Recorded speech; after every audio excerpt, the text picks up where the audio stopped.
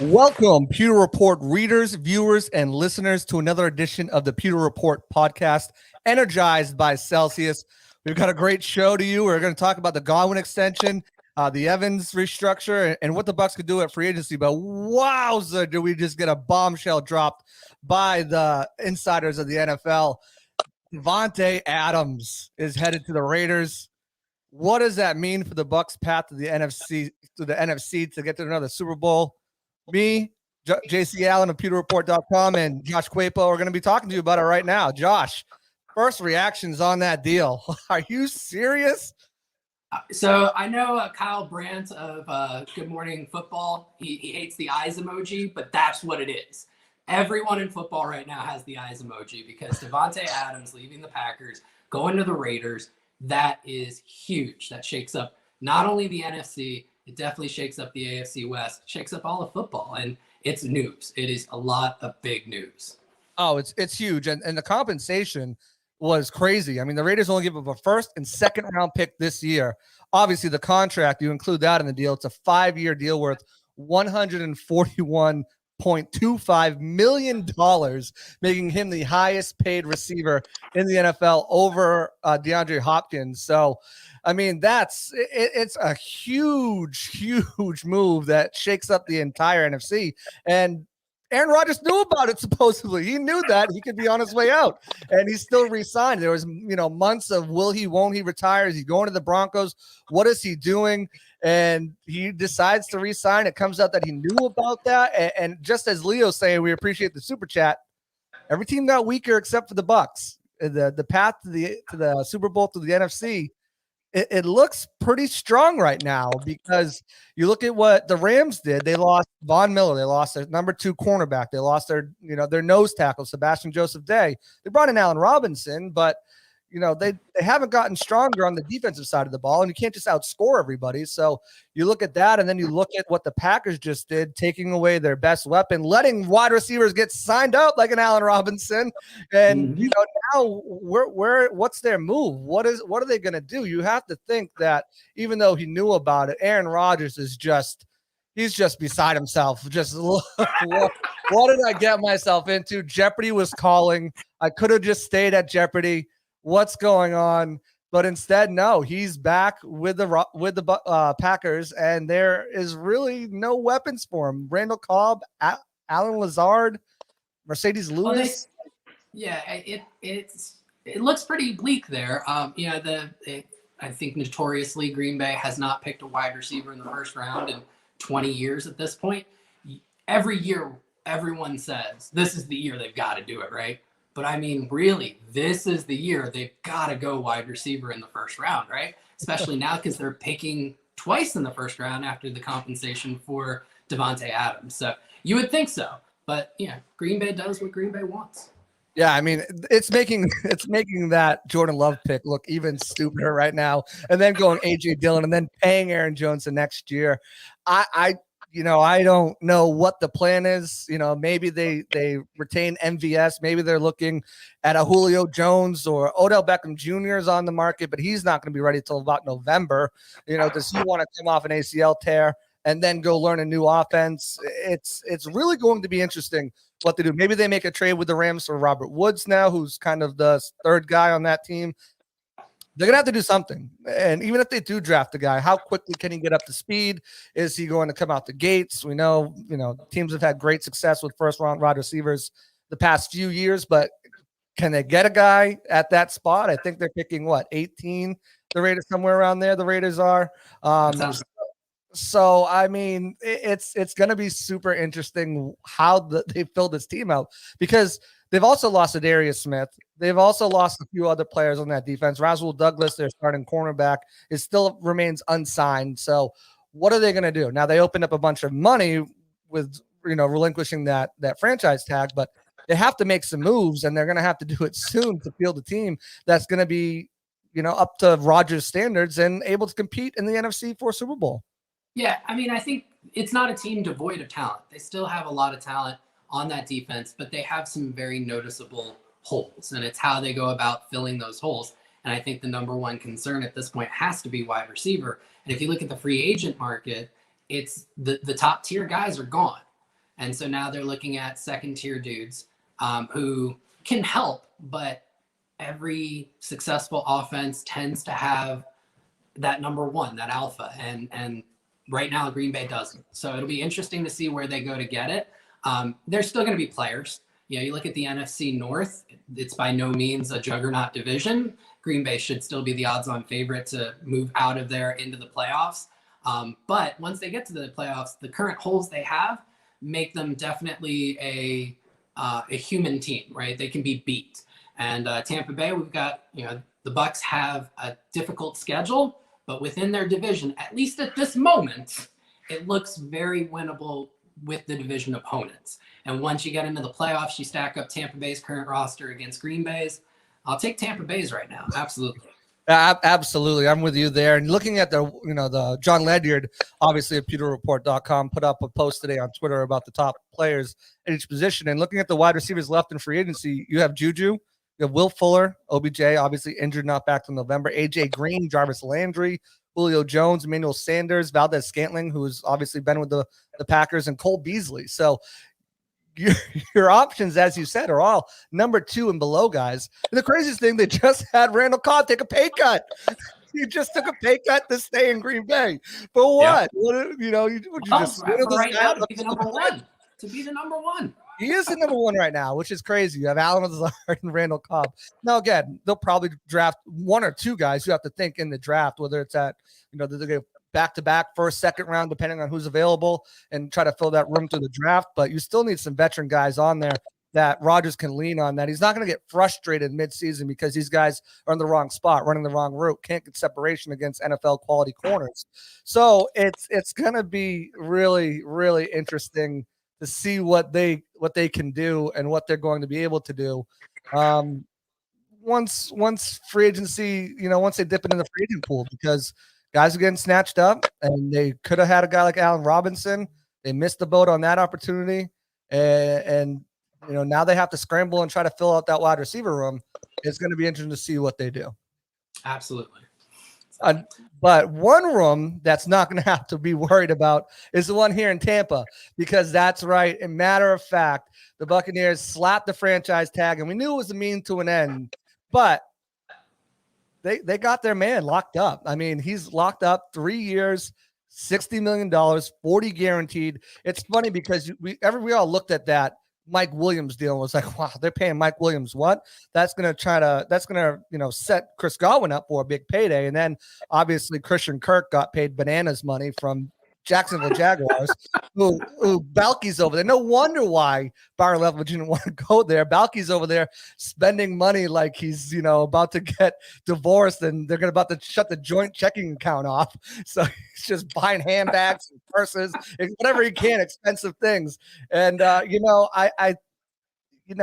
all kind of like, okay, so what's he gonna get? 20, 21, 22?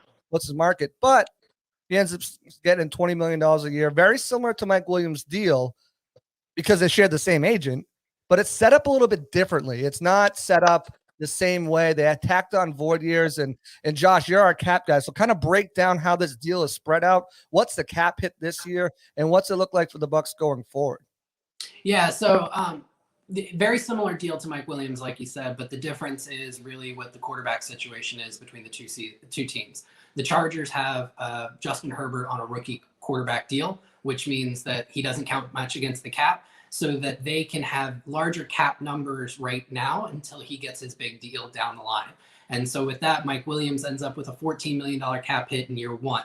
The Bucs had to go a different route. So the overall numbers are the same, 3 years, $60 million, 40 guaranteed, but the Bucs needed to reduce Chris Godwin's cap hit for 2022. And the way they did that was they tacked on 2 extra, what we call void years. They're dummy years to allow for the signing bonus to be prorated out over a longer period of time. So Chris Godwin's signing bonus was $20 million. Doesn't have to be divided out over the 3 years that he's under contract for. It's divided out over 5 years. So that $20 million splits out into $4 million per year. And then the Bucs were able to put on another, I want to say $1.5 million base salary, which means that this year his cap hit is only about $5 million.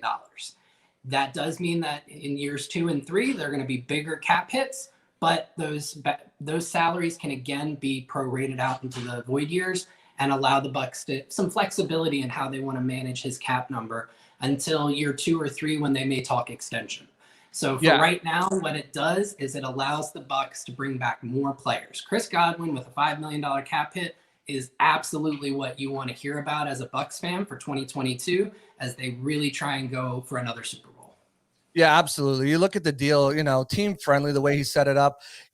I know he didn't want to leave Tampa. Like, him and his wife have been very vocal about not wanting to go to a cold weather climate after being in Penn State in college and Delaware growing up, so you kind of looked at the options and he wasn't going to Jacksonville. Maybe if Byron went there, that would have been an opportunity, but he wasn't going there, not going to Dallas, probably not moving all the way to LA or one of those teams. So it really, maybe Miami, but Tampa was always home for him, was always going to be the thing. Once they tagged him, you knew there was going to be a way for them to come to an agreement on a deal.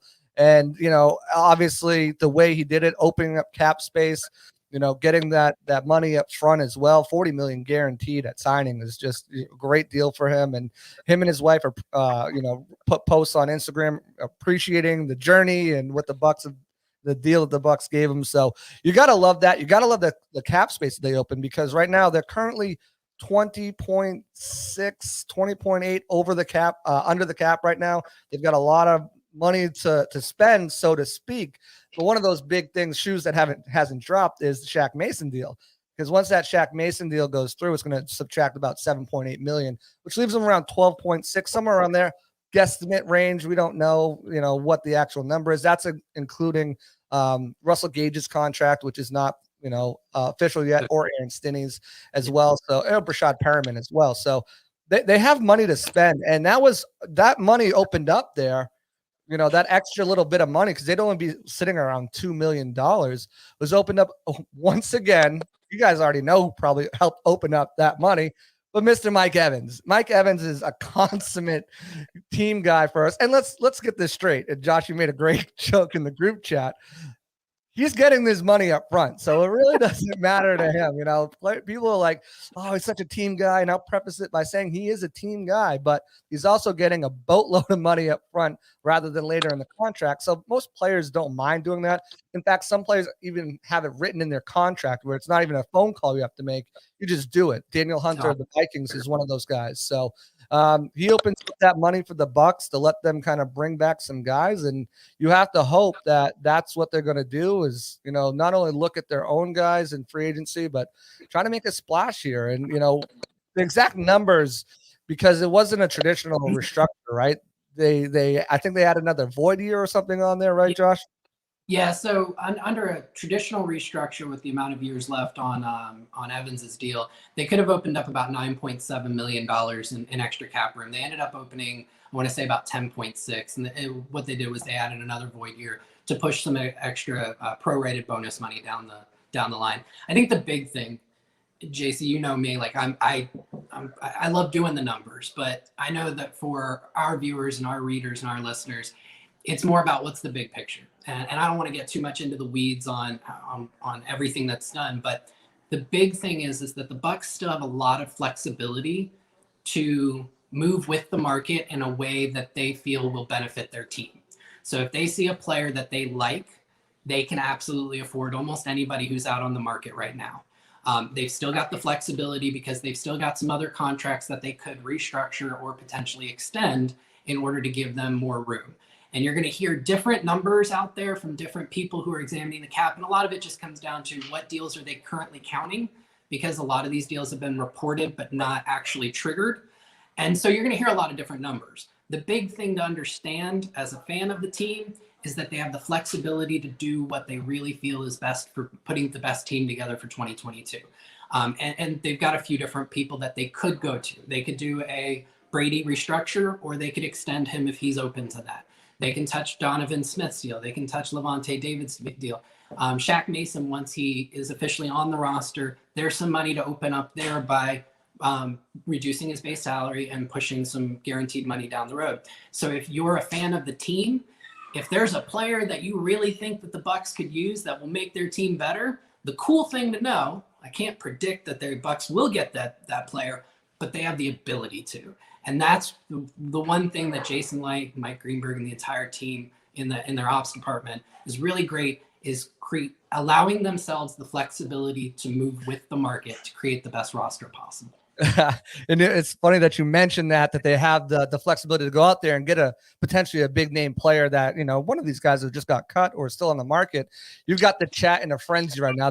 They are energized right now with dropping names. And you know what? You know who else is energized right now? Who's that? I am. Because I'm drinking my Celsius. I know it's 8:45 at night right now, but I've got a bunch of stuff to do. I'm holding down the fort by myself while my wife is up in Boston. So, I can't leave the house a mess when she comes home. So after this pod, I've got to go clean up like a madman. But, I love these things, whether it's in the morning, whether it's at night, before the gym.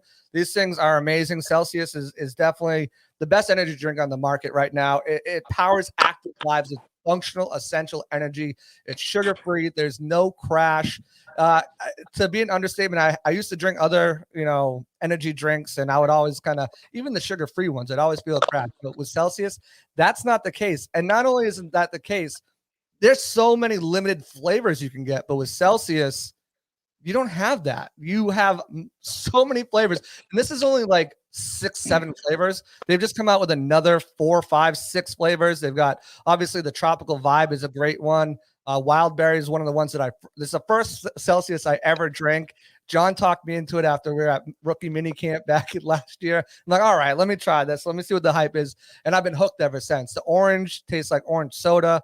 The cola tastes like cola. It's great too if you want to use it for a mixer. But I mean, if you're sore off a soda. So I can't say enough about Celsius. It's absolutely amazing. And obviously, if you want to know where to find Celsius, you should by now because you've been listening to this podcast as a dedicated member, and we appreciate that. But go on Celsius.com, go to the store locator. You can find what stores near you have Celsius available. Pretty much they're everywhere now. I haven't been to a store where I haven't seen a Celsius. Or you can always go to Amazon and go to the subscribe and save. That's a great option to just show up at your door. It's amazing. You don't even have to worry about it. It just every month you get new Celsius, different flavors. You can get the variety pack. So it's definitely a good option. Order the ones you like, order the ones you don't like after you try variety pack.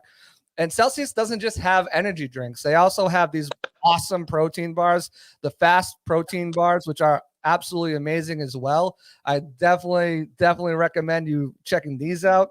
The cookies and cream, the white chocolate, they're absolutely amazing. And the good news is, as you can see on the screen, if you go on Amazon right now and enter the code 20HoldFast, you can save 20% on these fast bars right now. And they are amazing. They taste like candy bars. They don't taste like sawdust like the other competitors out there. I almost dropped the name, but I'm not going to do that. Don't want to get us in trouble. But trust me, the fast bars, the Celsius energy drinks, if you haven't had them yet, you definitely have to look into that. But let's address the elephant in the room.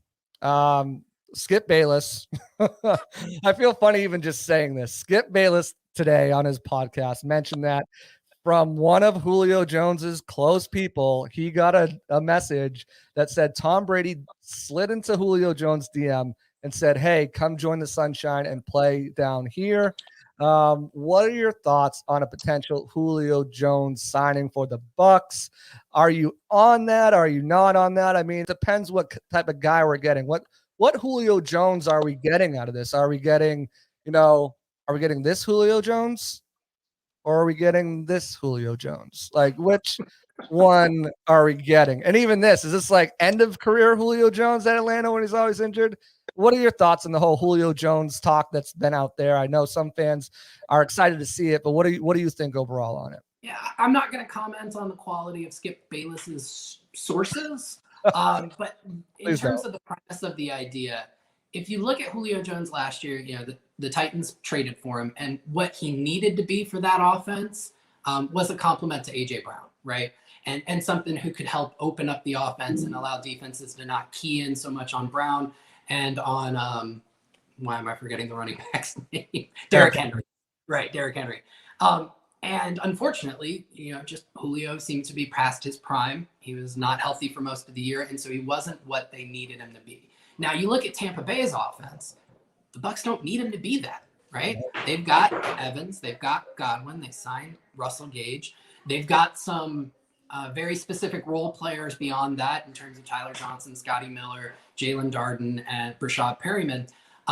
So if the team wants Julio on the team, it's a big upside play. You figure he's not going to sign a big contract. The Bucs already have 3 receivers under big contracts, so he's going to be coming in for pretty cheap, and anything he gives you is icing on the cake.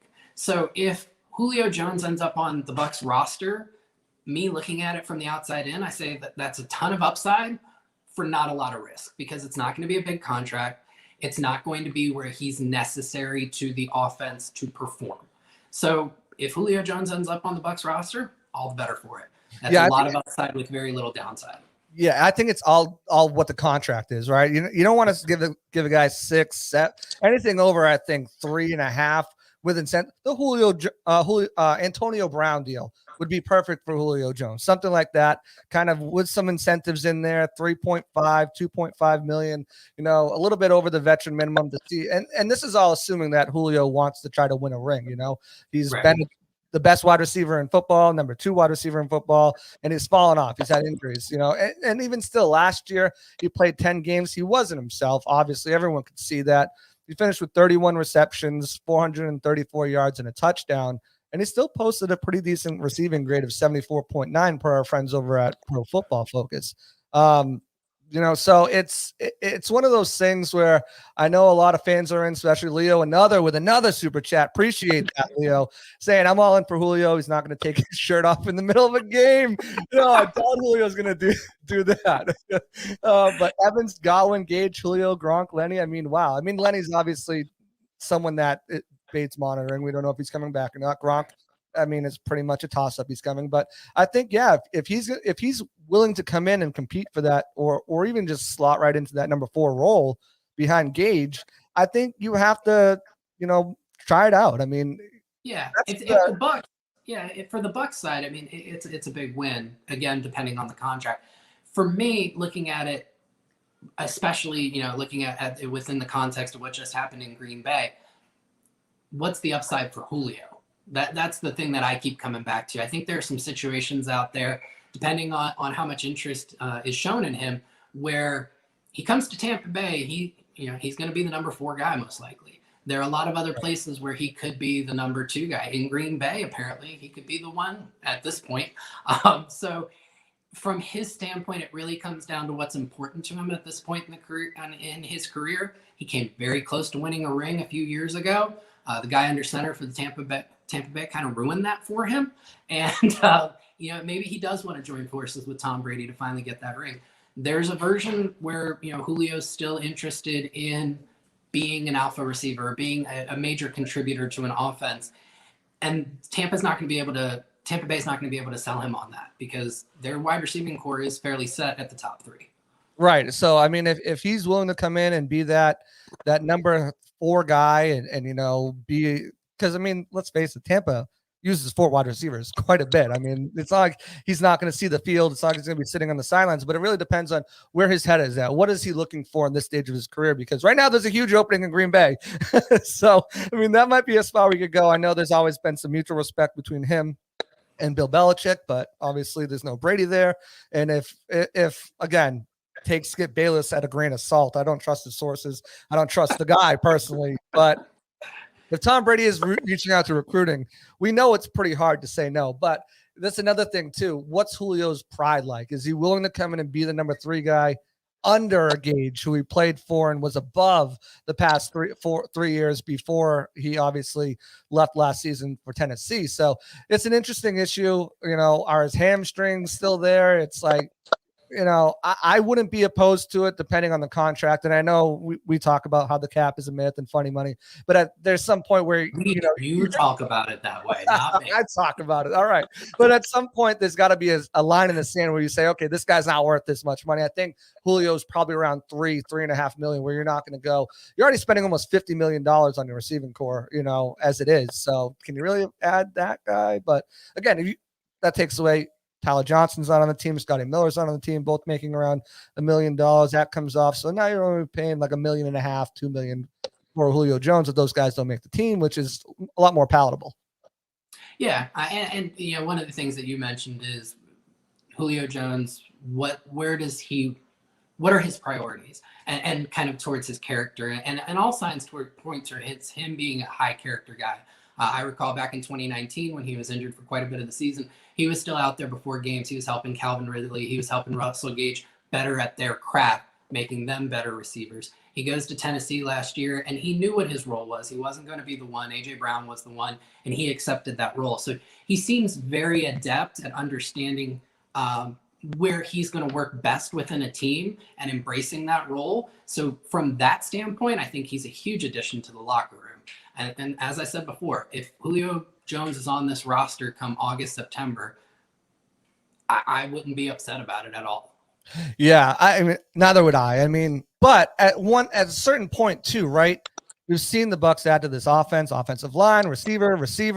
Gronk is coming back at tight end. They've got to address the defense at some point too. Yep. And there's a couple big names out there that fans have been clamoring over.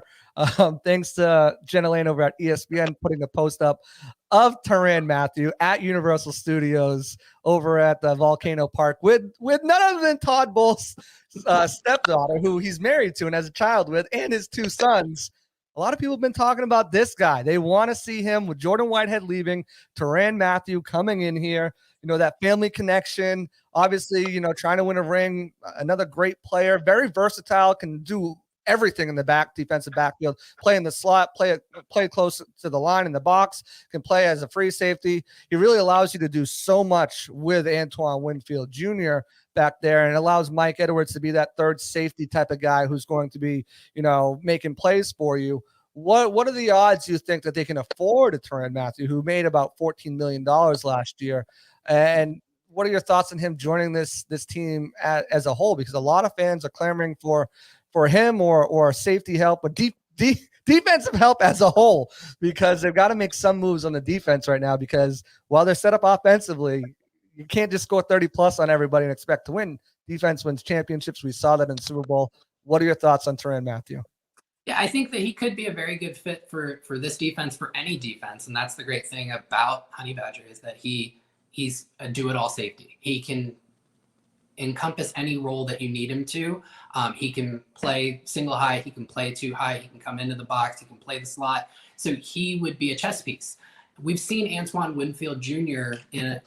show similar skill sets in a much more limited exposure in Todd Bowles' defense, because Todd Bowles has kept him kind of in the backfield quite a bit. So this would allow Bowles to really start rotating the safeties in and out, creating different looks for quarterbacks, really throwing them a lot of change-ups, because you'd have two guys who could basically do any role that you need him to.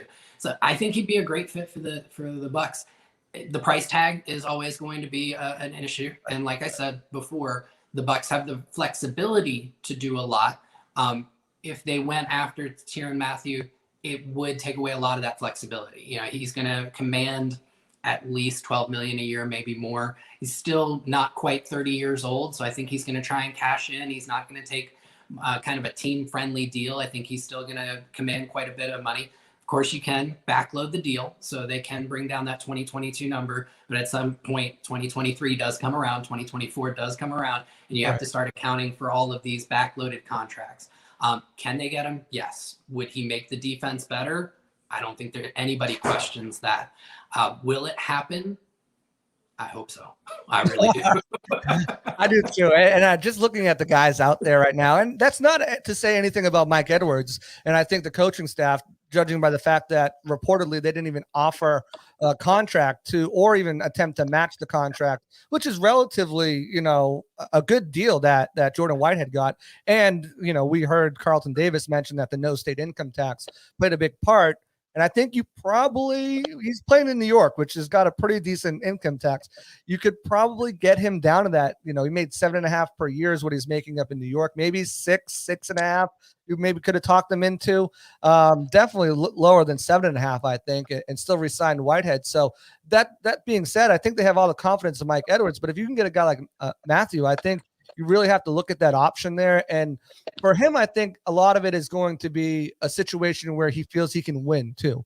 I don't think he's made some good money in his career. I don't think he's going to go play with the Jets or go play with, the Lions just to get the bag. I think he's looking for a good situation where he has an opportunity to win, and he has an opportunity to be used to his full advantage. So I think Tampa checks all those boxes. It's just how much does he command? Because looking at the safety market out there, there's really not many other guys who I think they should look at in free agency. You got Terrell Edmonds of the Steelers. You got Jaron Kearse, PJ Williams with the Saints, Kareem Jackson of the Broncos. He's up there, 33 years old.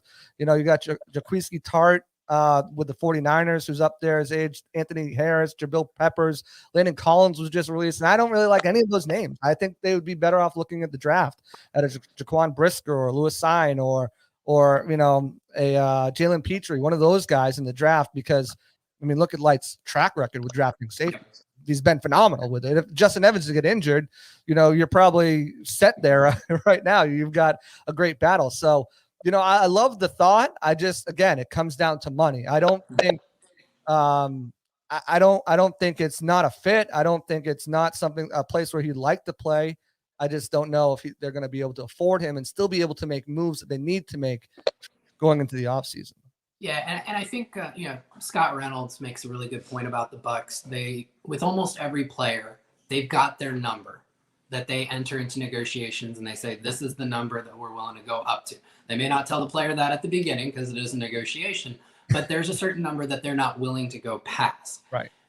With the way that they've set up this roster, and specifically at the safety group with Mike Edwards there, it allows them the ability to say that we're not going to go past this number with, say, a Tyrann Matthew. And they do have options in the draft to create depth behind Edwards. So it gives them that ability to not overpay and not put themselves in a bad situation down the line. If this great player is willing to come in at this number that we've set, that's great. That makes the team better. If not, they have, and I'll keep going back to this because it's amazing that the Bucs are able to do this on a year in, year out basis. They have the flexibility to move with how they want to go. And that's really what makes this fantastic and makes this organization really great over the last 3-4 years. Right, exactly. And with the cap going up there's so much flexibility. I think that's a key word right now with what you can do with contracts, because you don't have many players under contract. That will change once you get players under contract and drafts and next year's free agency class, which for the Bucs, which isn't that big. You got Lavonte David as one of the guys. You don't really have many guys that are going to be free agents. And that could change, just 1-year deals with players and stuff like that. If Gronk comes back, maybe you're looking at that. But I think, with the cap going up because of, the TV contracts, and that's not even including gambling. Once gambling gets rolled in at all, they could go up even higher. But I want to focus on something you said. You don't want to put yourself in a bad position, right? Is what you said there. And I don't want our subscribers to put themselves in a bad position either. So if you have not subscribed to our Pewter Report TV YouTube channel, do so right now. If you're watching on Twitter, on Facebook, switch over. The live chat is so much more lively on there. You communicate with everyone in here who's watching with you. Also, hit that notification bell. That way, every time we are live, you'll get notified and you won't miss a show. And even if you do have to miss it, you'll be able to go back and watch it. And if you could please like the video, hit that like button, smash it, tell your friends, smash that like button. That helps our SEO on Google. It's more people find us, which obviously brings us more money, which allows us to do more things. And we've got the draft coming up. We just sent people to the combine. John and Matt went to the combine. Casey, John, and Matt went to the Senior Bowl. So all that stuff allows us to be able to do that. And we really appreciate your help in growing the brand, because our goal here is to give you the best coverage. And I think we're doing a good job at that. But any help from you guys, including those super chats, they really help us out as well. But another guy I want to talk about is a guy who was cut today, and a guy who fits exactly what Bruce Arians was talking about at the combine. He said he wants to get quicker on the interior, right? He wants because there's another Vita Vea is not going to come around, but this guy's pretty dang close to a Vita Vea. And he's still a good run stuffer. And that man is Fletcher Cox of the Eagles. You see him right there putting Kirk Cousins into the ground a few years ago when Kirk was still back there, but he's not dropped off at all. You look at what he was able to do last year. 4 sacks, still getting back there, 2 forced fumbles. His pass rush grade from PFF was 74.1. He still gets back there. 31 hurries, 6 hits, 41 total pressures on the quarterbacks. Not to mention, if you're running at him, good luck. He had 20 stops last year. So, I mean, this guy he's just everything you want to be. He's also a very intense player. I don't know if you guys remember watching that playoff game. I'm sure you did, but and then it came out, Ryan Jensen was mic'd up. He's a very competitive dude. Him and Ryan Jensen were chirping all day. I think he would be a tremendous fit to this. The problem is he was making $18 million last year, and they're trying to work on a deal to bring him back. But all it takes is a guy to swoop in and say, hey, Tom Brady's calling you. You know, we got the best recruiter in football. Tom Brady gives you a call and says, hey, what about coming down here? And we'll see. But what are your thoughts on Fletcher Cox in? Because the chat is all about it. They are all about bringing Fletcher Cox in. Yeah, I think he could be a good fit. I think traditionally he's played in a 4-3 scheme, and on nickel sets, that's not a big deal. He'll play inside. He would play next Which to they run a lot of. Yeah, and he would, penetrate. On the base sets, I'm not sure if he has a ton of experience playing the 5 technique and being a little bit more out wide. I know his run defense has slipped a little over the last few years. There is definitely a way where he can be a contributor in this defense. So for me, though, another guy who got cut today, who I'm really into, who I think that would be a great addition to the Bucs defense, is Matt Ioannidis out of Washington. And there's a guy who he has been fantastic against the pass over the last few years. He's buried under just an amazing depth chart in Washington. But every time he got on the field, he was making plays. And he's still solid against the run as well. And I think that he would come at again, I'm the cap guy, as you guys call me. So I think he'd come at a much better price tag. And I think that he would be an amazing addition to the defense. And he definitely brings exactly what Bruce Arians was talking about at the Combine in terms of them wanting to get a little bit more of a pass rush from the interior.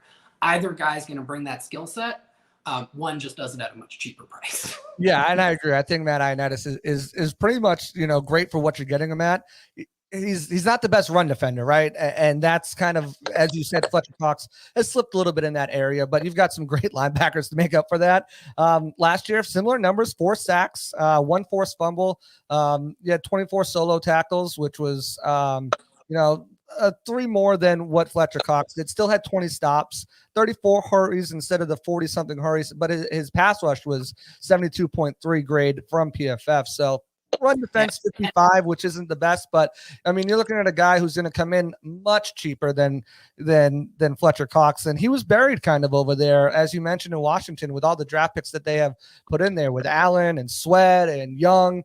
So I mean, this is a guy I think would come in here and be able to really give exactly what you're looking for, let you still retain a William Golston on the other side. And I think even if you wanted to bring back Sue, if Sue was willing to come back as well, he could slide right in that rotation. And then now your 6-man rotation right now is looking like Vita Vea, Golston, Sue, Ioannidis, Nacho, and then maybe bring back POC, or maybe you draft a guy, or maybe it's Benning Potawa'e. And I think you're really set at that position, and you can either address it next year in the draft, where it's supposed to be a deeper draft at defensive tackle. We say that every year, but it's supposed to be a better draft at defensive tackle. Maybe you address it then. And, but I think you'd be a very, very solid pickup. I know John is also high on him, so I'm loving that option, especially for the price point. It's just, Jason, we haven't heard anything for a while. Make some calls, buddy. Yeah. I know, Bucs fans, they're waiting for how is this roster going to get filled out. And I think that they've done a wonderful job so far. And I'm sure they're in conversation. Overall, it seems like this free agency period has gone a little bit slower than ones of the past. But you'll start seeing more moves over the next few weeks, or few days, I should say. What I think, one of the things that, and I'll kind of bring it back to Fletcher Cox versus Ioannidis, that you brought up is the relationship that, Oh, you guys don't know what that is, go back and watch during the season where the game ball segment. But yeah, thanks, Elliot. Yeah, I'll probably get myself in trouble. That's for sure. I'm going to try and get back on my train of thought now. One of the things that I think when we talk about realistically what could happen, a big part of what's playing at hand is the relationship that those players have with the teams that just let them go. The reports were Fletcher Cox was due a very big roster bonus that they were not going to pay. So they had to let him go before that paid out. But despite that, Fletcher Cox's people apparently are still talking with the Eagles about bringing him back. The relationship there is very solid. Now, you look on the other side with Matt Ioannidis, I believe his agent put Washington on blast. They did. In terms of how he was released from the team. We don't like being lied to or something. Yeah, it would seem that him and his representation were told, we're definitely going to hold on to you. He was not released prior to free agency so that he could take part in the negotiations during the legal tampering period. Teams, unloaded most of their financial bullets over the first couple of days, and then he got released, which means he's not going to be able to cash in as much as he would have been able to. And the relationship there with Washington, it's probably non-existent at this point.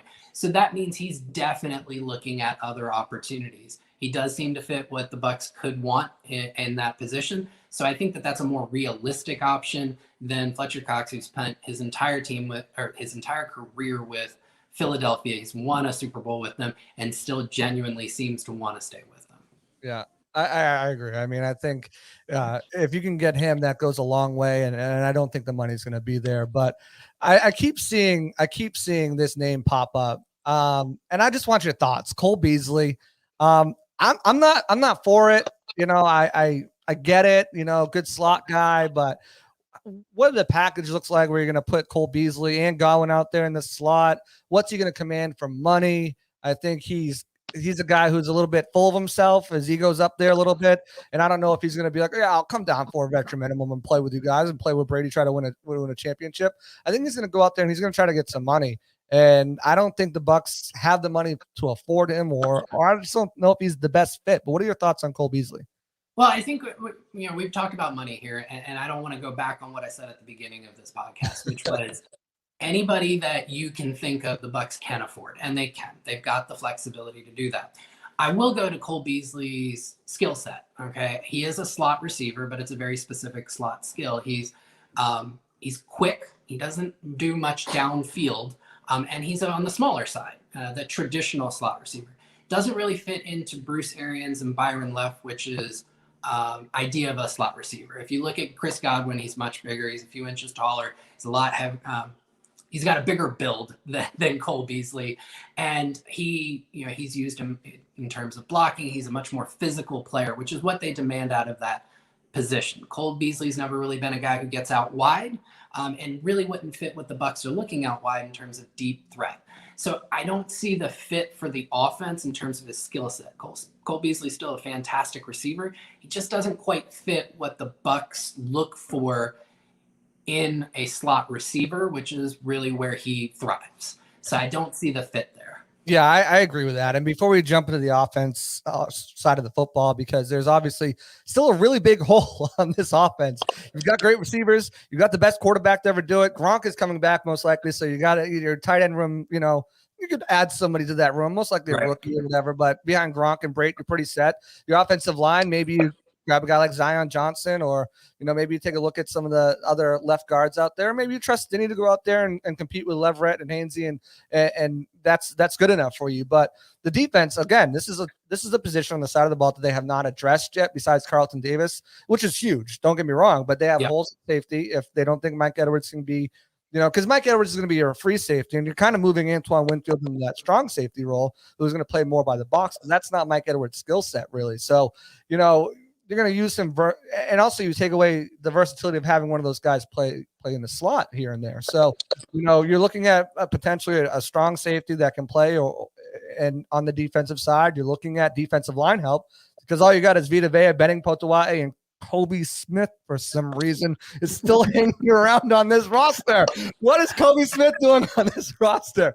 I'm high on Benning Potawai. I think if they don't really, if they don't bring back POC, Patrick O'Connor, I think he could potentially earn a role on this team. I think he's gotten better the last couple of years. In last training camp, he really showed off.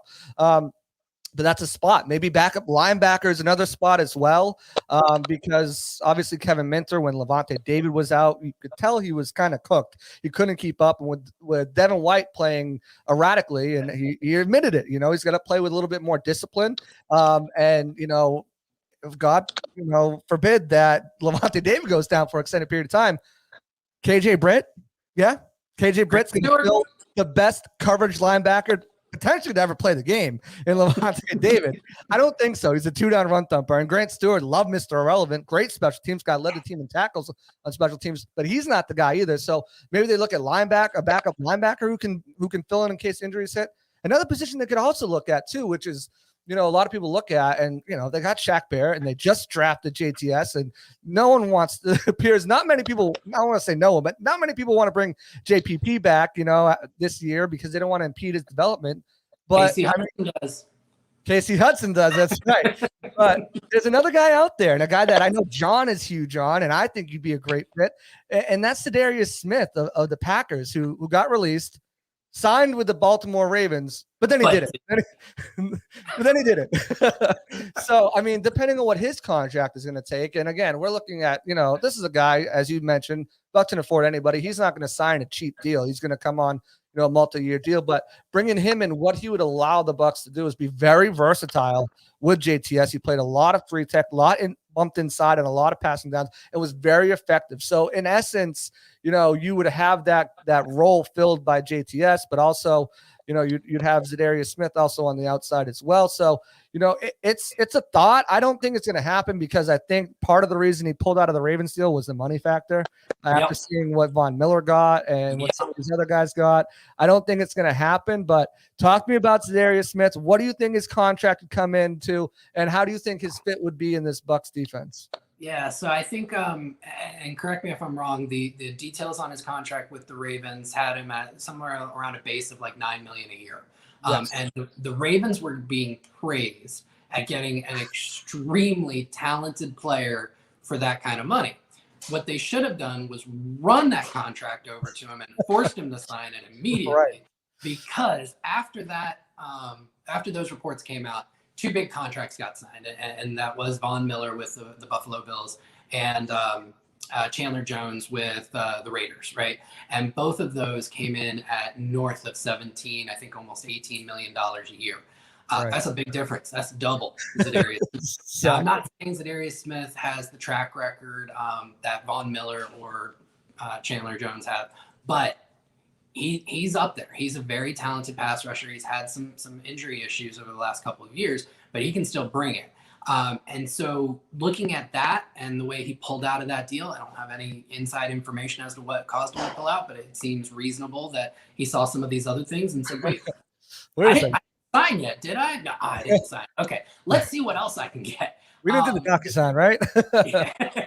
So I could see it going north of $12.5, $13 million a year. So we talked about Tyrann Mathieu earlier, looking at numbers similar to that. Again, Zadarius Smith, the Bucs can make the money work.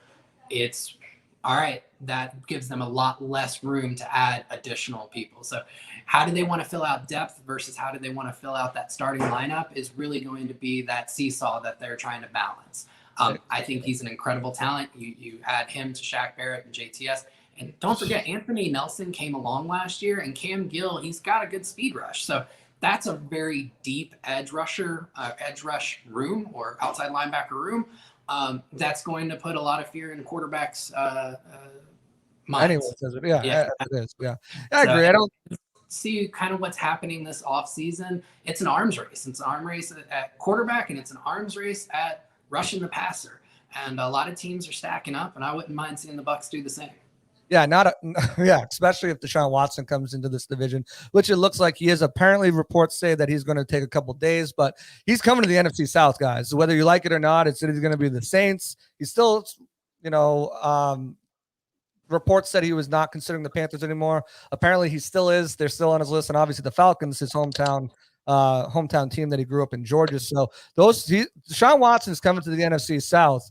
And boy, what a dumpster fire that left in Cleveland. But, I think you're right. I think loading up on edge rushers by any means is a solid role. And there's a few guys out there still in free agency: Clay Campbell, Jadeveon Clowney, Jerry Hughes, Melvin Ingram, Derek Barnett, Justin Houston. Of course, Barnett coming off an injury. Zadarius Smith was, he didn't play much last year, but the year before, you're right, absolute stud, over an 80 grade per PFF with 13 sacks. But I think if you're looking at bringing in a low-cost guy who's going to be a backup, and that's my only reservation with JPP, is what's his mentality? He's been a starter the last couple of years. Is he going to make way for JTS to take a bigger role? What's his number going to come at? But I think a guy that you could afford potentially is Clay Campbell to come down here and be a sub rusher. He's up there in age. He's 35 years old. I think, winning a Super Bowl is probably at the top of his list. And I think that's a guy who could bring in on a cheap deal to add to that room. And I mean, I wouldn't be opposed to them keeping 5 edge rushers on the roster with Cam Gill,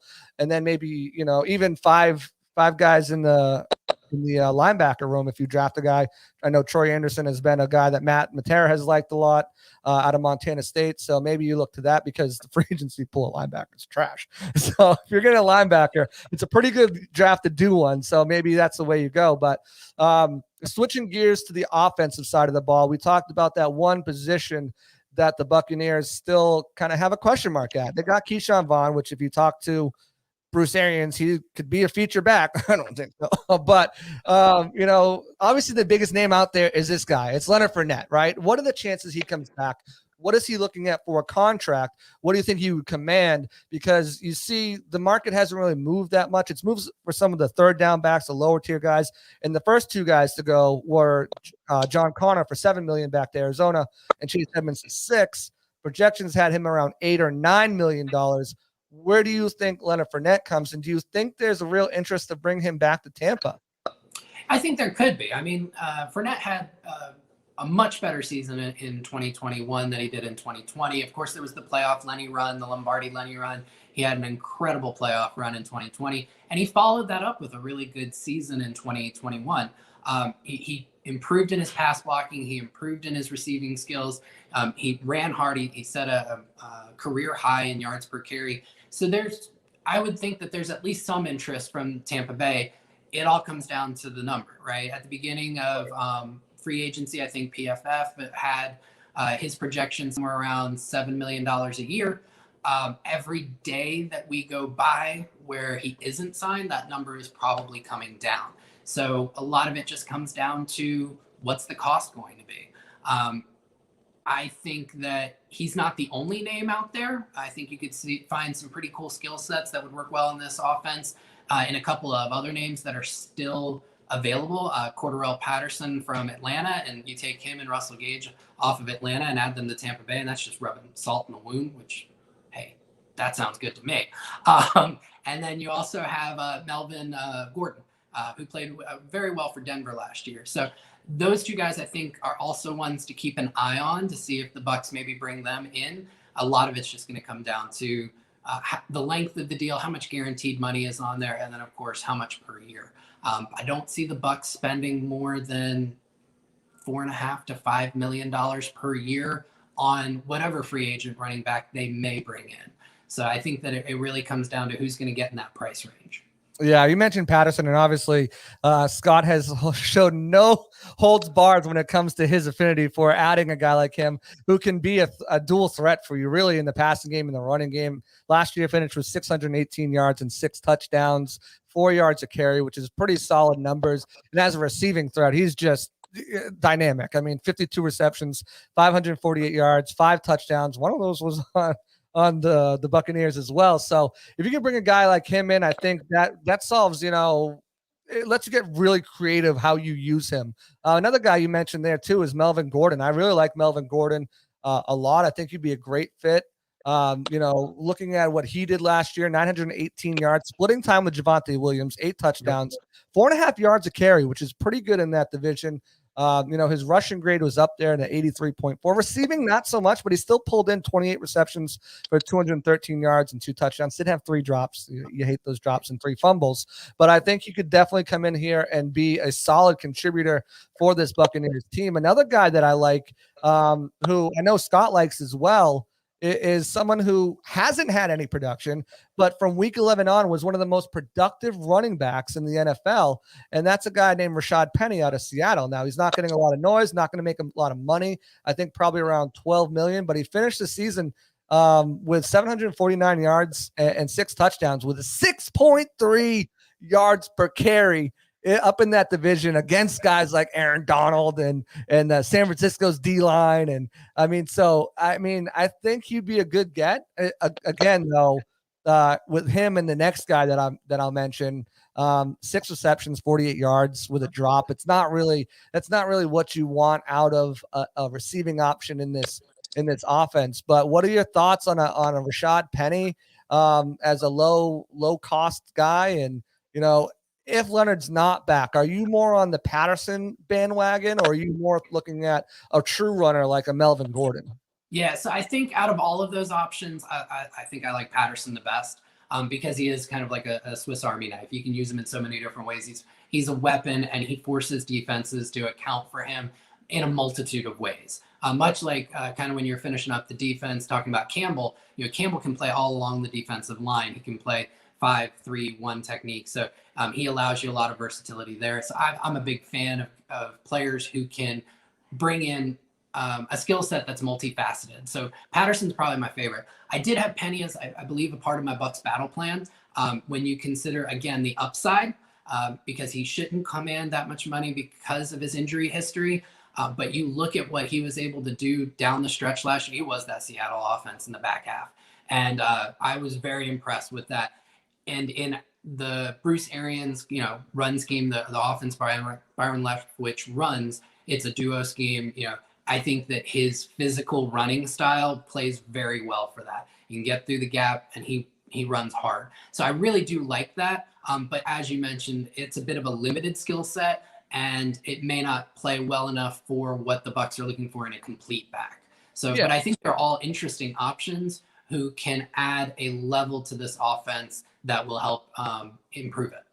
Yeah, and I think another guy who fits that bill is Sony Michel for the Rams. Sorry about the picture. It was the best quality picture I could find of him, and it's still not that great.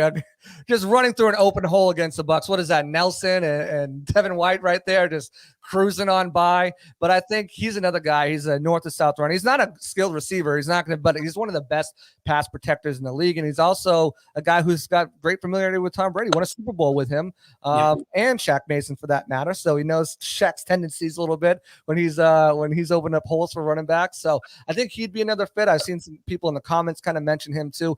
And I'm looking at a guy like Sony Michel. Like, again, it's just like Fournette. The longer he sits, I think they had him projected around $6 million, $5 million a year as well for a contract. I think you could probably get either him or Penny for a cheaper deal. I expect the Bucs to sign 2 running backs. Now, what their skill sets are, what they do is going to be interesting to see, but I fully expect them to get 2 running backs in free agency this year to add to Keyshawn Vaughn and then address it in the draft. So looking at a guy like Sony Michel, I wouldn't mind that move at all. Of course not. I wouldn't mind that move. I had it in my battle plan. John had it in his battle plan as well. So it's a guy that we've both been impressed with.